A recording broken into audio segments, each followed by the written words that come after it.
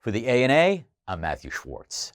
The knock against marketing, that it's a cost center rather than a profit center, is getting louder, maybe even deafening, and CMOs are feeling the heat.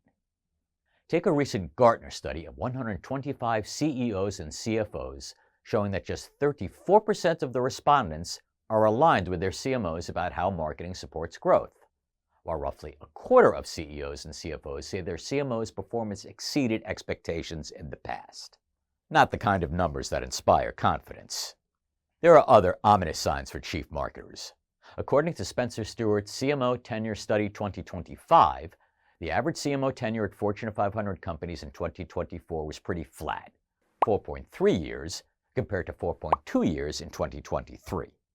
Count Etsy, Starbucks, and UPS among the top brands that have gotten rid of the CMO role altogether in the past few years. And things could get worse. A recent Boathouse survey of 150 CEOs found that 14% of the respondents have considered eliminating the CMO position. The trend lines beg the question.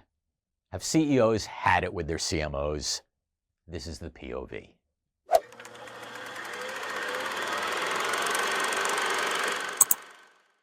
Despite the discouraging signs about marketing's ability to spike the top and bottom lines, the Gartner study says the C-suite anticipates an ever-widening scope of marketing responsibilities, which may be difficult to reconcile with the shrinking number of CMOs out there.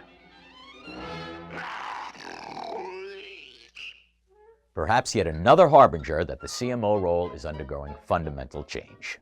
But with change, of course, comes opportunity. And CMOs may now have a chance to harness changes around their role to earn more credibility among their C-suite counterparts. Here are a few tips for doing just that.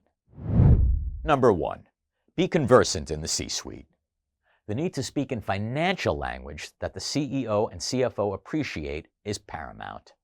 What we've got here is failure to communicate. Talking about brand awareness and brand ambassadors won't get you very far. As Maggie Gross, head of strategy and brand practice leader at Deloitte Digital, tells us, CMOs have to be, quote, data nerds, and possess a solid grasp of the marketing numbers and how they tie to revenue and growth. Number 2, lose the arts and crafts spiel. In a global economy, CMOs must not only sharpen their revenue and measurement models, but they have to have some tough conversations about what to measure. The primary goal should always be working to generate the kind of ROI that's going to prick up the ears of CFOs and get them more interested in marketing activations. You had my curiosity, but now you have my attention. Number 3, spread your departmental wings. It's become an article of faith throughout the marketing field. CMOs need to thread their teams throughout the entire organization and spur more unified thinking when it comes to boosting the brand, rather than waiting, Godot-like, for everyone else in the company to understand marketing. Good luck with that. Best-selling author Seth Godin, whose marketing blog is a must-read in the business, spoke at WFA's Global Marketer Week in Brussels in March, and he didn't mince words about the problems plaguing CMOs. The reason CMOs don't have very long careers, Godin said, is because they promise the CEO, without actually saying it, that marketing is going to be this solution.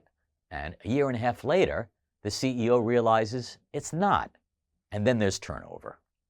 According to Godin, quote, well, that's because what they're promising is logos, slogans, ad campaigns. Those can't solve the problem.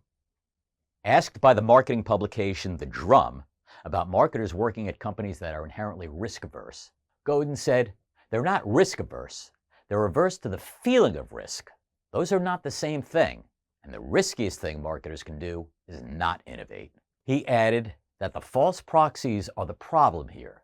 The false proxy of saying that if a marketing campaign pays for itself in 3 weeks, it's good.